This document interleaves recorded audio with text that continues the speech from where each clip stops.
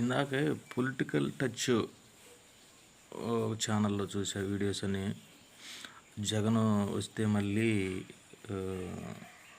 రాష్ట్రాన్ని అమ్ముకోవాల్సి వచ్చేదని, మళ్ళీ జగన్కి ఎప్పటికీ రాడని, ఆ తర్వాత డిక్లరేషన్పై సంతకం పెట్టకపోతే అతను హిందువే కాదని, అతను ఒక షాడిస్ట్ అని చాలా పెట్టాడు. అదొకటి. మళ్ళీ తెలంగాణలో రేవంత్ రెడ్డి పాలన బాగలేదు, కేసీఆర్ పాలన బాగుంది అని. అంటే ఇక్కడ క్లియర్గా అర్థమవుతుంది ఏంటంటే, ఇక్కడ జగన్ మీద వ్యతిరేకత, ఇటు తెలంగాణలో రేవంత్ రెడ్డి మీద వ్యతిరేకత. అంటే ఒక కుల గజ్జితో పెడుతున్నటువంటి వీడియోలు తప్ప ఇంకేం లేదు. అక్కడ ఒక రెడ్డీస్ అంటే ఒక ద్వేషంతోనూ రెడ్డి క్లియర్గా అర్థమవుతుంది. సరే, తెలంగాణ ప్రభుత్వం రేవంత్ రెడ్డి పాలన అంటే ఇప్పుడు గురు శిష్యులు వాళ్ళిద్దరు గురు శిష్యులే కాబట్టి ఇప్పుడు మీ చంద్రబాబు గురు శిష్యుడని ఆయన కూడా అది గుర్తుపెట్టుకో. పొలిటికల్ టచ్ మీడియా ప్రతినిధి ఎవరో మరి నాకు తెలియదు, కానీ ఆయన శిష్యుడే కాబట్టి సో ఆయన ప్రభుత్వం అలాగే నడిపిస్తుంది. కొన్ని పథకాలు కొన్ని పథకాలు అయితే నెరవేర్చాడు. ఇక్కడ కొంచెం పర్లేదు. నువ్వు కేవలం రెడ్డిస్ని వ్యతిరేకిస్తూ మాట్లాడుతున్నావు అంటే నీకు నిజంగా కులగజ్జి పీచులో ఉందన్నమాట. నాకు తెలిసి జగన్ ప్రభుత్వంలో ఇన్ని పథకాలు మగోళ్ళ నెరవేర్చాడు. ప్రతి పేదవాడి కడుపు నిండా అన్నం పెట్టాడు. అది జనానికి అందరికీ తెలుసు. ఇవాళ ఓడిపోయిన జగన్ ఫాలోయింగ్ ఎలా ఉందో తెలుసా? మీ గెలిచిన నాయకుడిని జనంలోకి రమ్మని చెప్పు తీసుకొని కొడతారు. అదే జగన్ ఓడిపోయిన జనంలోకి పోతే లక్షల మంది తన వెనంటుంటారు.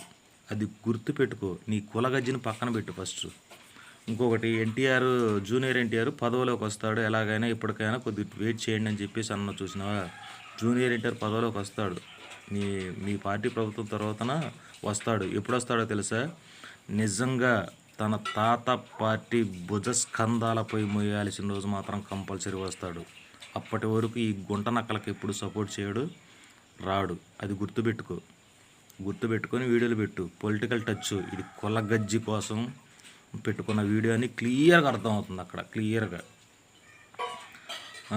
ఇప్పుడు జగన్ వస్తే మళ్ళీ రాష్ట్రాన్ని అమ్ముకోవాల్సి వస్తుందని చెప్పేసి అన్న నువ్వు. అదే రిటైనింగ్ వల్ల ఆయన ప్రభుత్వం అనిత గారు అన్నారంట, జగన్ తెలివి తగలయ్యా అని.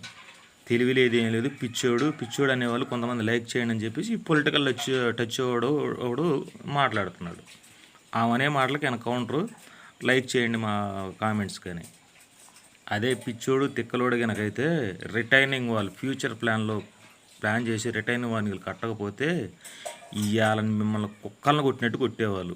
ఇప్పటికే కడుపు మంట, అమరావతి విజయవాడ మునిగిపోయిందని కడుపులో మంట. అదే రిటైన్ వాడిని కనుక కట్టకపోతే మొత్తం కొట్టకపోయేది, ఆ జనంతో పాటు మీరు లేచిపోయేవాళ్ళు. ఆ తెలివితేటల వల్ల రిటైనింగ్ వాళ్ళు కట్టడం వల్ల ఇవాళ కొంచెం జనం కడుపులో మంట కొద్దిగా అలా ఆగుతుంది. కొద్దిగా అర్థమైందా? తెలివితేట లేక ఆయన ప్రభుత్వం ఏదో మోసం చేశాడని ఇచ్చేసాడని కులగుజ్జితో మాట్లాడటం. ఈ కులగజ్జిని వదిలేయండి ఫస్ట్. లడ్డు వివాదంలో నిజంగా తప్పు లేకపోతే వైసీపీ నాయకులు ఎందుకు సమాధానం చెప్పట్లేదని మాట్లాడినవే. ఇప్పుడు నువ్వు చెప్పు సమాధానం. కోర్టు దాకా వచ్చింది కదా, ఇప్పుడు చెప్పు సమాధానం.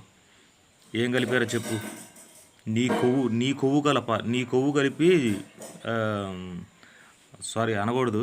హిందూ సాంప్రదాయాలు దెబ్బతింటాయి కాబట్టి అసలు దెబ్బతినేలా చేశారులే మీరు. చివరికి ప్రజల బుద్ధి చెప్తారు. మధ్యంతర ఎన్నికలు అనేది కంపల్సరీగా వస్తాయి. ఇది గుర్తుపెట్టుకో, రాసి పెట్టుకో.